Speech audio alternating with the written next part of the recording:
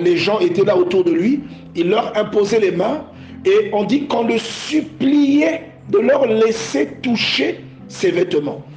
Je ne sais pas qui tu crois que tu es, mais le Seigneur nous a dit dans la Bible qui tu es réellement. Il y a quelqu'un qui est là qui ne sait pas vraiment qui il est. Et si tu lisais régulièrement la Bible, tu saurais qui tu es réellement. Parce que Dieu parle de toi dans le psaume 82 comme étant un Dieu. Est-ce que tu es conscient de ce qu'un Dieu peut faire? Alléluia. Amen. Si tu es avec moi, lève ta main s'il te plaît. Nous sommes déjà en direct avec les autres. Tu dois être conscient de ce qu'un Dieu est capable de faire.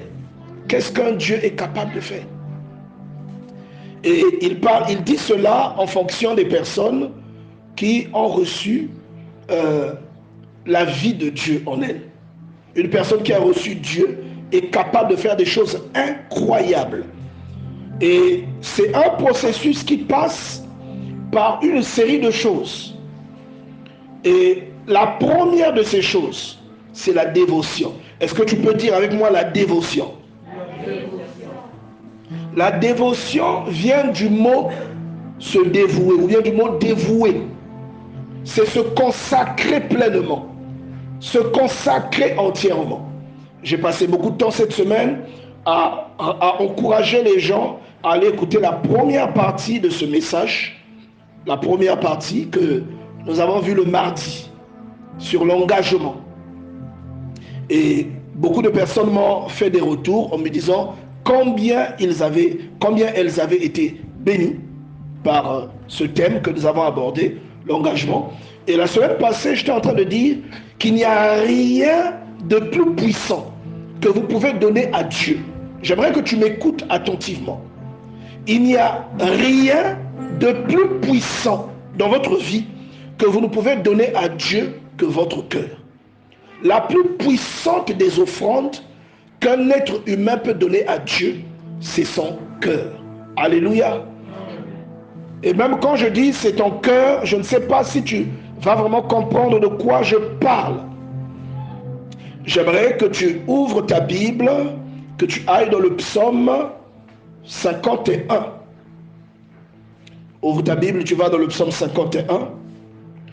Il y a une chose très intéressante que le Seigneur y déclare. Moi, je vais dans l'Ancien Testament, dans le livre des psaumes, chapitre 51.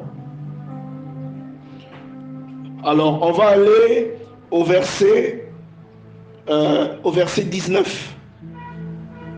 Au verset 19, la Bible dit « Les sacrifices qui sont agréables à Dieu, c'est un esprit brisé. » En parlant d'esprit, en fait, c'est la même connotation, la même signification que lorsqu'on parle de cœur. Le cœur, ce n'est pas le muscle là qui pompe le sang. Ce n'est pas à ça que l'on fait allusion quand on parle du cœur. Vous serez d'accord avec moi qu'on ne parle pas du cœur qui bat, mais on parle de toi en tant qu'une personne spirituelle. On parle de tout ce que tu es. On parle de ton être. Quelqu'un comprend ça? On parle de ton être. On parle d'un engagement que ton être prend à l'intérieur, au plus profond de lui. Et beaucoup d'entre nous prennent les choses de Dieu à la légère parce que le cœur n'y est pas. Voilà pourquoi la Bible dit « Garde ton cœur plus que toute autre chose ». Vous voyez ça? Il dit « Plus que toute autre chose ». Il n'y a rien de plus précieux dans ta vie que ton cœur, premièrement. Dans la chose sur laquelle tu dois d'abord veiller, la chose que Dieu regarde, dans laquelle Dieu prend plaisir, qui accompagne ton engagement vis-à-vis de Dieu, c'est ton cœur. Psaume 51, verset 19. Les sacrifices qui sont agréables à Dieu, c'est un esprit brisé. On ajoute, oh Dieu, tu ne dédaignes pas un cœur brisé et contrit. Alléluia. Est-ce que tu peux... J'aime quand tu lèves la main pour me montrer que tu me regardes et que tu ne te laisses pas distraire par la louange d'Anna Zoé. Que tu ne te laisses pas distraire. Alléluia. Il dit, tu ne dédaignes pas un cœur brisé et contrit. Un cœur brisé c'est un peu comme on disait une âme humiliée. Est-ce que quelqu'un comprend ça? C'est une âme qui descend devant Dieu. Est-ce que nous pouvons aller dans un autre livre de la Bible, cette fois-ci dans le Nouveau Testament? On va aller dans le livre d'Apocalypse. Apocalypse, on va aller au chapitre 4. Chapitre 4. Et nous allons lire à partir du verset 9. Apocalypse chapitre 4, verset 9. Je vais lire au nom du Seigneur. La Bible dit: quand les êtres vivants rendent gloire et honneur et action de grâce à celui qui est assis sur le trône, à celui qui vit au siècle des siècles. Verset 10, les 24 vieillards se prosternent devant celui qui est assis sur le trône et ils font quoi? Ils adorent. Mais avant d'adorer, qu'est-ce qu'ils font? Ils se prosternent. Et ça ne s'arrête pas là. Ils disent, ils adorent. Donc, ils adorent celui qui vit au siècle des siècles et ils jettent leur couronne devant le trône. Quelqu'un comprend ça? La couronne symbolise quoi? La couronne symbolise tout ce qu'ils sont en tant que dignité, en tant qu'autorité. C'est-à-dire que c'est tout ce qui détermine qui eux ils sont. C'est déterminé par cet artefact que l'on appelle la couronne. Donc quand quelqu'un a une couronne, ça veut dire qu'il a un pouvoir, une autorité. Et cette autorité s'assimile à de la royauté. Est-ce que vous comprenez ça? Et donc quand quelqu'un enlève sa couronne, à l'époque médiévale, lorsqu'on venait conquérir un roi, le roi cédait sa couronne au conquérant. Vous avez même quand vous voyez dans la Bible, il y a des scénarios où le roi d'Assyrie, vous allez dans le livre des rois, le roi d'Assyrie veut conquérir Jérusalem, il demande au roi de lui donner tout ce qui lui appartient, y compris son trésor. Et quand le roi se soumettait comme ça, même sa couronne partait à son rival. Vous voyez? Dieu a besoin de la couronne de ton cœur. Est-ce que tu comprends ça? Dieu a besoin. Dieu, c'est-à-dire que tu peux lui donner tout ce que tu veux. Mais si ton cœur appartient à quelqu'un d'autre, en réalité, tu appartiens à la personne en question, à cette autre personne que Dieu. Dieu, la principale chose dont il a besoin dans ta vie, ce n'est ni ton argent, ce n'est ni ton... Je ne sais même pas comment appeler ça. Ce dont Dieu a besoin, il a besoin de ton cœur principalement. Quand Dieu a ton cœur, tout le reste que tu lui donnes va réellement à Dieu. Quelqu'un comprend ça? Je vais répéter. Lorsque ton cœur appartient à Dieu, tout le reste que tu lui donneras appartiendra aussi à Dieu. Mais lorsque ton cœur appartient à quelqu'un d'autre, tout ce que tu donnes à Dieu ne va pas sincère, c'est-à-dire ça ne va pas de manière sincère auprès de Dieu. Et pour en avoir la preuve, nous allons repartir dans le livre de la Genèse. On va dans l'Ancien Testament. On va dans le livre de la Genèse. Est-ce que tu es avec moi? Alors, Genèse chapitre 3. Tu vas ouvrir Genèse chapitre 3. Genèse chapitre 4. On va lire à partir du verset 3. La Bible dit, donc Genèse chapitre 4, 3, tu peux noter ça. Est-ce que tu peux lever la main s'il te plaît? Et justement, vous voyez cette parole que nous sommes en train d'étudier, on peut l'appliquer maintenant. À quoi notre cœur est tourné maintenant? Vers quoi notre cœur est adressé maintenant? Et moi, je cite souvent des éléments tels que la somnolence, qui sont des choses qui devraient nous préoccuper lorsque vraiment on se donne tout entier à Dieu.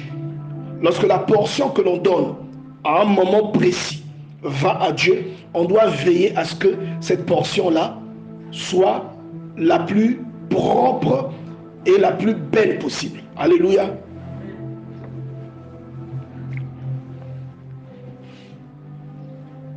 Genèse chapitre 4. On va lire à partir du verset 3. La Bible dit, au bout de quelque temps, Caïn fit à l'Éternel une offrande de fruits de la terre. Le problème n'est pas de donner à Dieu. Alléluia. Caïn a donné quoi? Il a donné une offrande. S'il vous plaît, j'aimerais que vous notiez, mais que vous ne lisiez pas au même moment que moi. Je préfère 1000 fois que vous notiez et que vous écoutiez mes explications. Ça va vous permettre d'être nourri. Parce que si vous lisez au même moment que moi, votre attention ne sera pas sur ce que je suis en train de dire. Est-ce que je peux poursuivre? Alléluia. Amen. Alors la Bible dit que Caïn fit une offrande des fruits de la terre. Il fit une offrande des fruits de la terre. N'est-ce pas?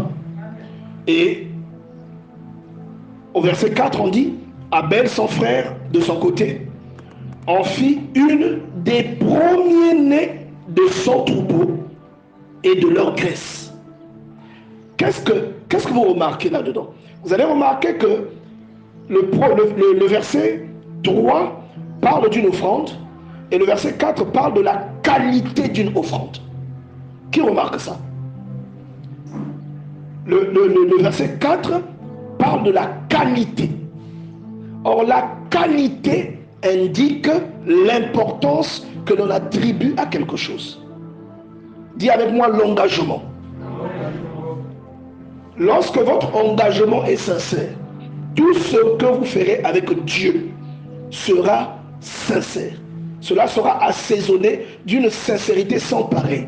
Et c'est le secret de la réussite de sa vie en tant qu'enfant de Dieu. Et c'est même le secret de la réussite de sa vie en tant qu'être humain. Parce que lorsque vous êtes un humain et que Dieu est avec vous, même si vous habitez dans la brousse, vous allez briller et toute la terre verra qu'il y a une lumière dans la brousse où vous habitez. Pour la simple et bonne raison que Dieu est avec vous. Celui qui a Dieu, même quand il est dans le puits, tout le monde saura qu'il y a une particularité dans sa vie. Celui qui a Dieu, même quand il est esclave, tout le monde saura qu'il a une valeur ajoutée dans sa vie. Celui qui a Dieu, même lorsqu'il est prisonnier, tout le monde reconnaîtra qu'il a une particularité dans sa vie. Est-ce que quelqu'un comprend ce que je dis? Et donc, tout cela est alimenté par un départ. Et ce départ, c'est l'engagement. La nature de ce qui vous anime lorsque vous vous engagez. Et la semaine passée, non, plutôt en début de semaine, on a défini l'engagement comme une implication. On a également dit que l'engagement a des synonymes. Ça peut changer de terme juste en fonction des circonstances. On a dit qu'un engagement est aussi une alliance. Est-ce que quelqu'un comprend ça? Un engagement, c'est, comme je prends l'exemple, c'est un contrat. Quand vous recrutez quelque part, on dit que vous êtes engagé quelque part. Vous êtes embauché. On peut utiliser le terme engagé. Mais le contrat est un terme qui lie deux entités. Est-ce que vous comprenez ça? Deux entités physiques. Ou une entité physique avec une entité morale. Donc le contrat, c'est quelque chose qui lie deux personnes. Et nous, on peut appeler ça un contrat, mais ailleurs, par exemple, dans les temps bibliques, on appelait ça une alliance. C'est quelque chose qui lie quelqu'un avec quelqu'un. Et quand vous lisez le livre de la Genèse, même au chapitre 15, vous voyez, par exemple, au chapitre 17, vous voyez Dieu faire une alliance avec Abraham. Genèse chapitre 17, Dieu introduit la circoncision. Abraham était âgé de 99 ans. Et vous allez comprendre pourquoi je cite ça.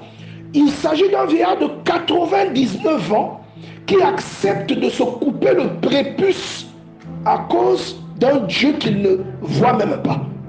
Je vous cite ça pour que vous voyez qu'on ne badine pas avec l'engagement qu'on a devant Dieu.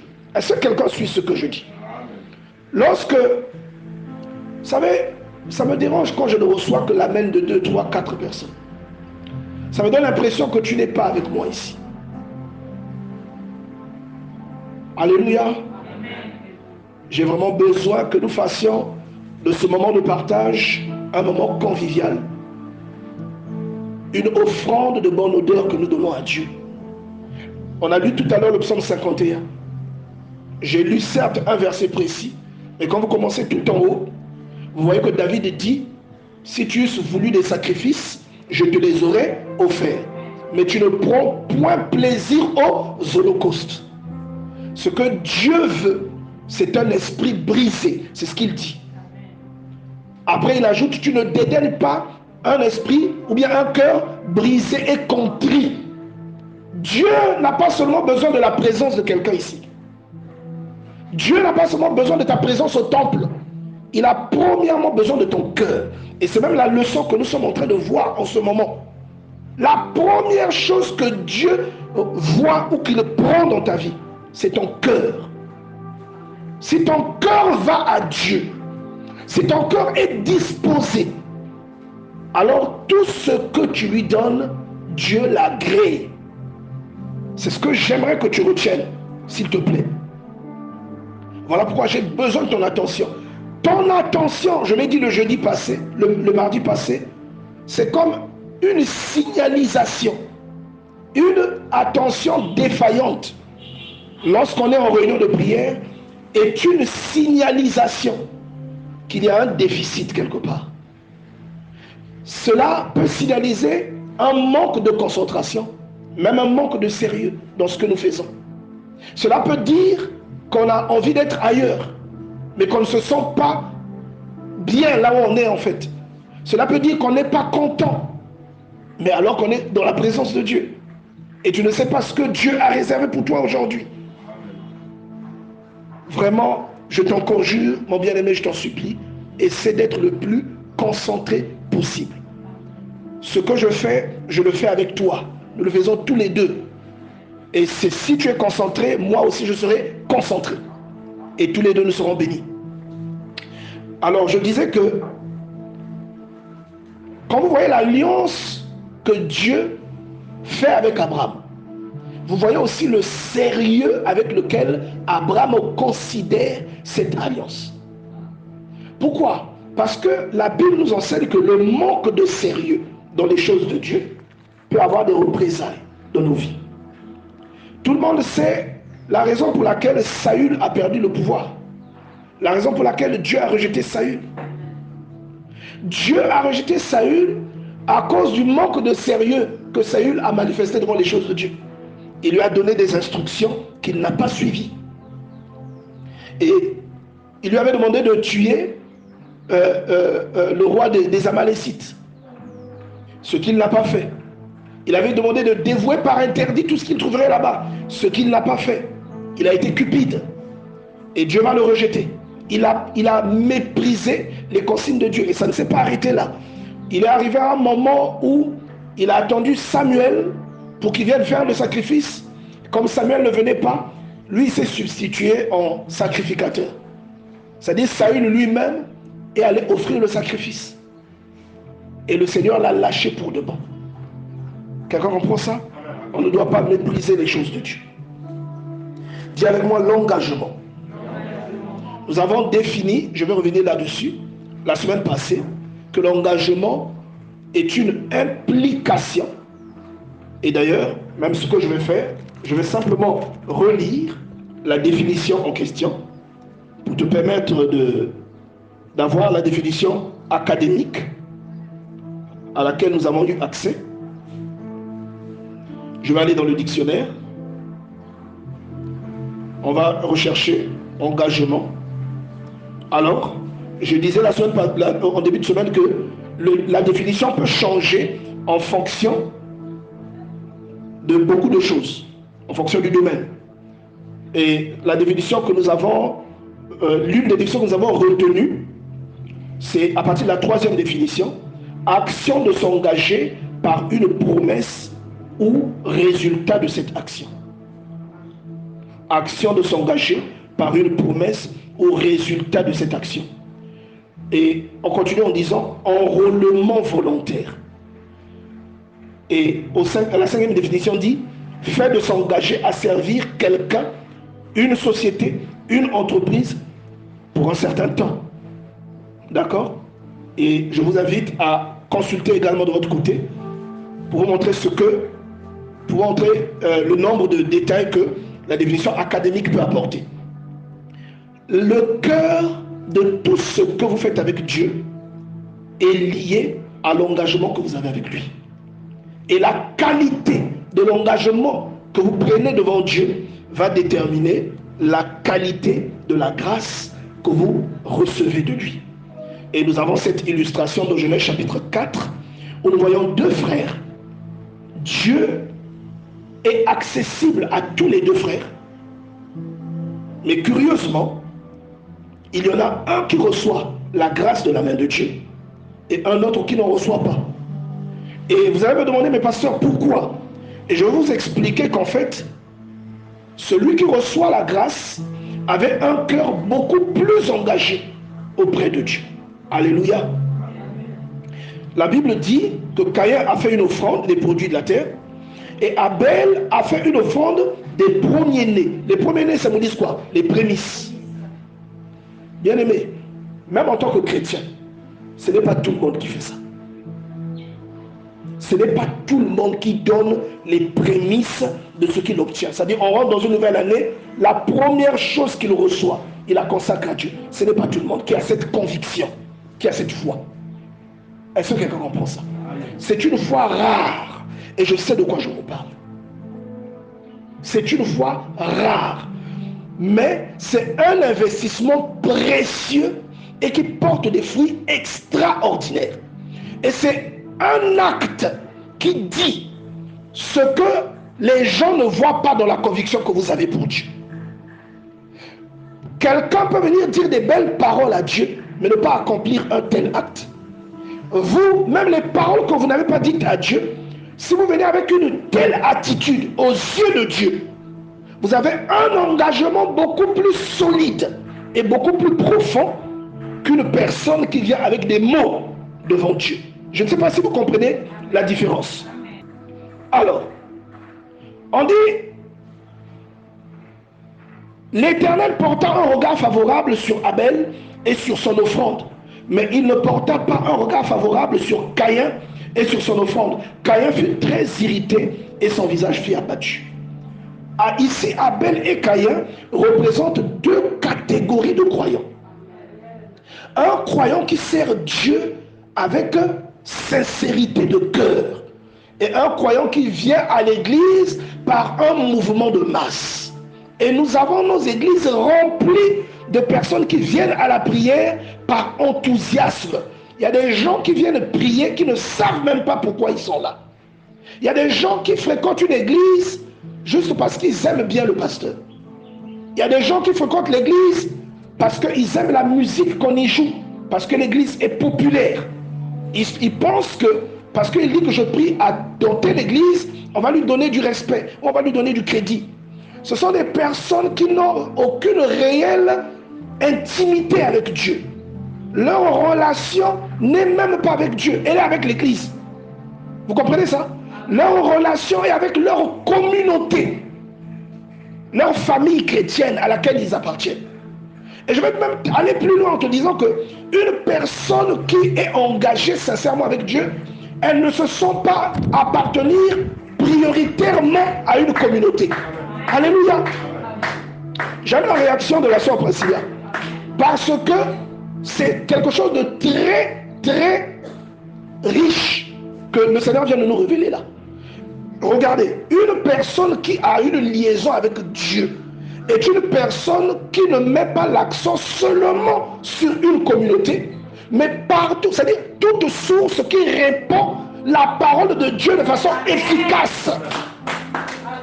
C'est pour ça que vous allez remarquer, je prends un exemple, vous allez remarquer qu'il y a parmi nous des personnes qui suivent ce que nous faisons, mais qui suivent ce que l'apôtre Samuel Abraham fait. Je ne sais pas si vous comprenez ça. Et vous savez qu'il y a même d'autres hommes de Dieu qui n'aiment pas ce genre de choses. C'est parce que, regarde, quand vous comprenez les choses de Dieu, vous allez comprendre que, par exemple, ce que moi je fais, je deviens comme un haut-parleur que Dieu utilise. C'est pas moi, c'est Dieu qui s'exprime. Quand vous allez chez l'apôtre Samuel Abraham, c'est Dieu qui s'exprime. Ce qui fait que celui qui m'écoute et qui l'écoute lui, écoute Dieu. Ce n'est pas une question de pasteur Théo ou de l'apôtre Samuel Abraham. Il écoute c'est-à-dire il écoute la source. Et nous ne sommes que des avatars.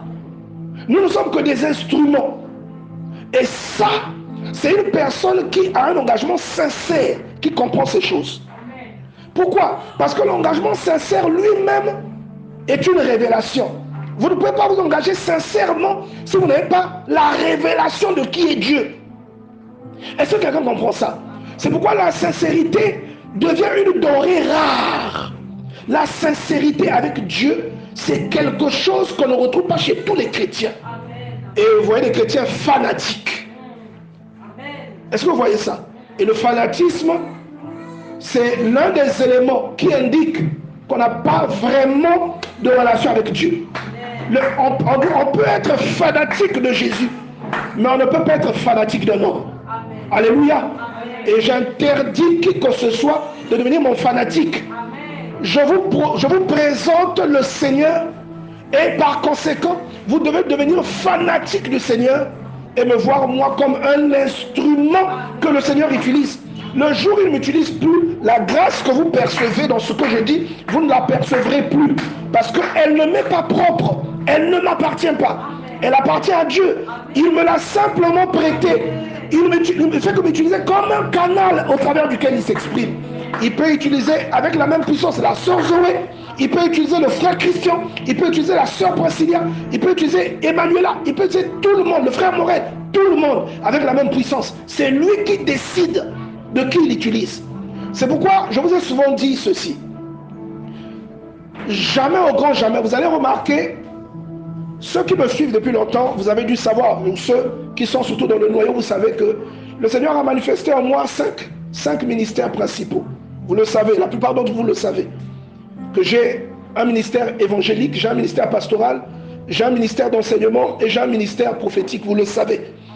Et vous allez remarquer que deux fois, dans mes prédications, il est signé évangéliste itinérant.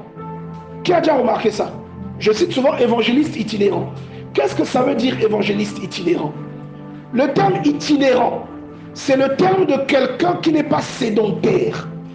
Itinérant, c'est le contraire de sédentaire.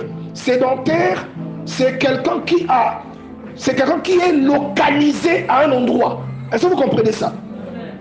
C'est même la raison pour laquelle vous allez voir que je peux prêcher ici, je veux prêcher là-bas. Et c'est même la raison pour laquelle je vous dis souvent que le Seigneur devant me dire qu'à un moment j'irai prêcher ailleurs. À un moment je vais même être délocalisé. C'est pour ça que je vous en parle. C'est le fait d'être itinérant. C'est le fait d'accepter l'itinérance. C'est le fait c'est-à-dire c'est des choses qui sont attachées à la nature de l'engagement qu'on a avec Dieu. Si on commence à s'attacher à des milieux, à des gens, ça veut dire qu'on devient fanatique de ces gens et non de Dieu qui utilise ces gens. Est-ce que quelqu'un comprend ça? C'est pourquoi je vous ai toujours encouragé à aller vers ce qui est bien. Tout ce que vous remarquez qui est bien, tout ce que vous remarquez qui peut vous bénir, allez vers cette chose. Parce que ça peut décupler la sincérité de l'engagement que Dieu attend de vous. La sœur Zoé, le Seigneur est venu lui parler. Elle me dit, le Seigneur lui a parlé d'un homme de Dieu qu'on appelait John Wesley. Et le Seigneur lui a explicitement dit, elle ne connaissait pas qui c'était. Elle a fait un songe, le Seigneur lui a dit, va dire au pasteur Théo de te parler de John Wesley. Est-ce que vous comprenez? Et pourtant, là, le Seigneur lui avait déjà dit qu'il l'envoyait chez moi. Le Seigneur lui avait déjà manifesté plusieurs fois dans les songes qu'il l'a confié à moi. Mais pourquoi le Seigneur lui demande encore de me demander de lui parler de John Wesley? Et ce qui prouve que c'est vrai, c'est que moi je connais John Wesley. Je connais la vie de John Wesley. Elle ne peut pas savoir que je connais ça. Donc c'est la preuve que c'est Dieu qui lui demande de venir me poser la question. Parce que moi je savais qui c'était. J'avais étudié sa vie. Il y a beaucoup de cantiques que vous chantez dans l'église, les cantiques populaires des églises de réveil. C'est John Wesley qui les a composés. La plupart des cantiques. Avec son frère, ils ont composé, je peux dire 90% des cantiques qu'on chante dans les églises. John Wesley prêchait même à cheval. Est-ce que vous comprenez? Non, c'est-à-dire que j'ai même la chair de poule quand je parle de lui. Allez étudier sa vie. Quand on vous parle de l'engagement, c'est quelqu'un qui a tout sacrifié pour traverser son pays, traverser de part en part le pays afin d'évangéliser les gens. C'est une personne telle que même quand il passait dans le train, il est en train de passer dans le train. Imaginez, là à côté du château, il y a un contre-rail, n'est-ce pas? Imaginez, vous habitez dans les environs, il y a un train qui passe. Là, on raconte que quand il passait dans le train, tous ceux qui étaient autour, qui ne savaient même pas qu'il était dans le train, ils ressentaient tellement la puissance de Dieu qu'ils s'agenouillaient et ils commençaient à confesser leurs péchés. Est-ce que vous voyez ça? Est-ce que tu peux dire avec moi l'engagement? Et tout ça avait un rapport avec l'engagement qu'il avait de la part de Dieu. L'implication qu'il avait pour les choses de Dieu. On dit le nombre de prédications qu'il a faites, bien aimé dans le Seigneur. C'est des choses sans pareilles. Et moi, je ne sais pas, moi, j'ai envie de poser la question, qu'est-ce qui te motive? Pourquoi tu pries? Il y a des gens qui prient juste pour se marier. Il y a des gens qui prient juste pour avoir des enfants. Il y a des gens qui prient juste parce qu'ils veulent. Mais toi, tu pries pourquoi? Est-ce que tu comprends ça? Est-ce que ce pourquoi tu pries intéresse Dieu? Est-ce que ça contribue à répandre le règne et l'influence de Dieu? Les raisons pour lesquelles tu pries sont déterminées par l'engagement, par la nature de l'engagement que tu as pris devant Dieu. Et même les résultats de ce que tu produis, les résultats que tu produis dans ce que tu fais sont déterminés par la nature de ton engagement. La bénédiction que tu as dans ta vie est déterminée par la nature de ton engagement. La nature de ton engagement va t'empêcher d'aller en boîte de nuit. Je vous dis la vérité. Il y a des chrétiens qui prient, qui vont dans des milieux comme ça. C'est des choses, on n'a pas besoin de te les enseigner. C'est des choses toi-même là où tu es.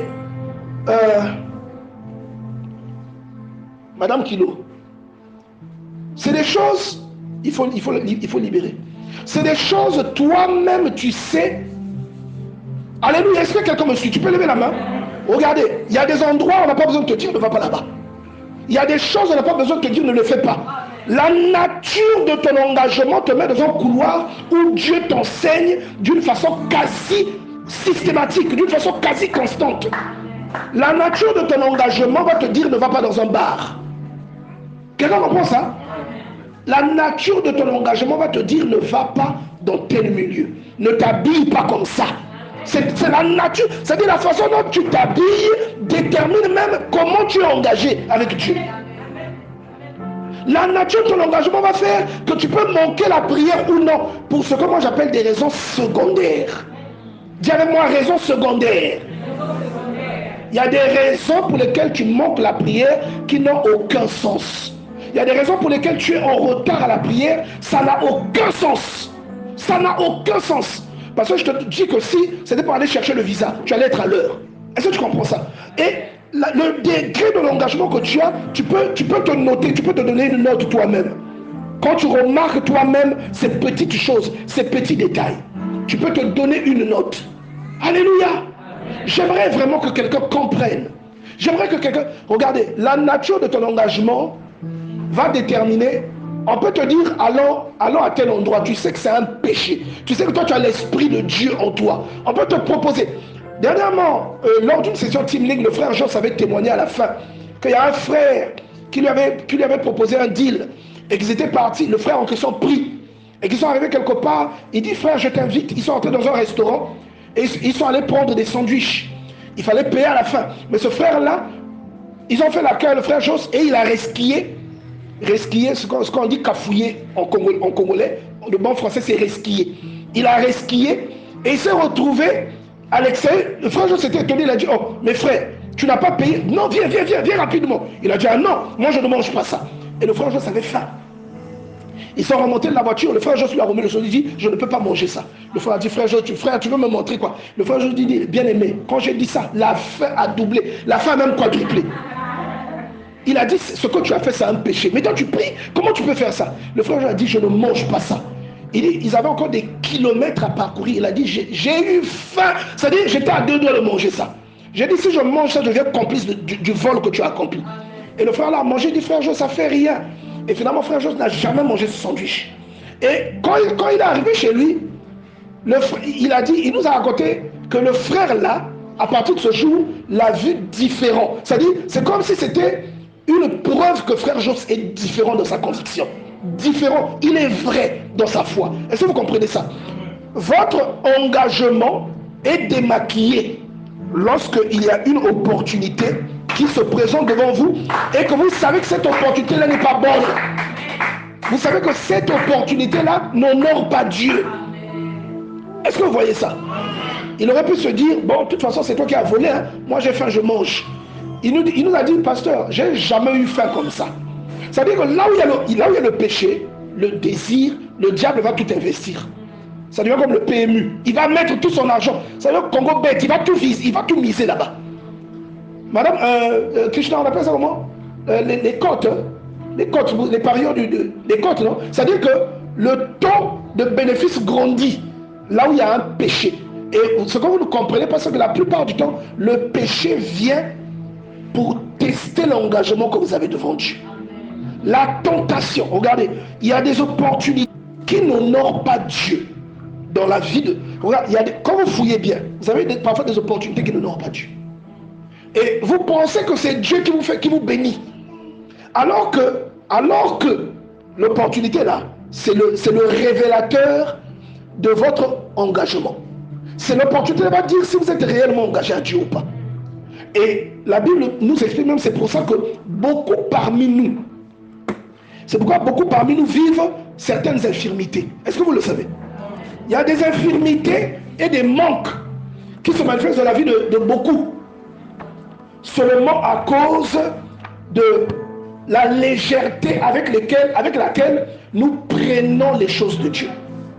Tu vois ça? Beaucoup de savent, ah pasteur, sœur un tel est bénie. Tu sais pourquoi? Elle ne prend pas les choses de Dieu à la légère. Elle a peur de Dieu. Et la peur de Dieu, c'est pas seulement de ne pas commettre le péché. La peur de Dieu, c'est de combattre tout ce qui combat ton intimité avec Dieu. Tu comprends ça? Si nous lisons 1 Corinthiens chapitre 11, 1 Corinthiens chapitre 11, tu vas ouvrir ta Bible, tu vas